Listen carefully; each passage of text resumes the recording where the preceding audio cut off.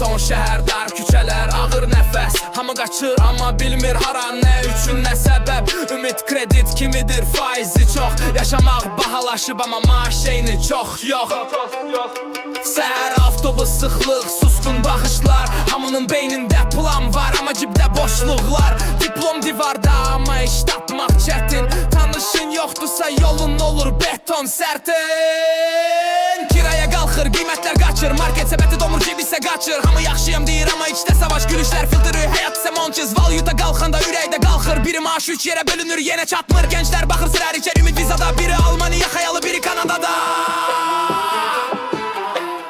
Dağışsa hər dar küçələr, ağır nəfəs. Hamı qaçır amma bilmir hara, nə üçün, nə səbəb. Ümid kredit kimidir, faizi çox. Yaşamaq bahalaşıb amma maaş eyni çox yox.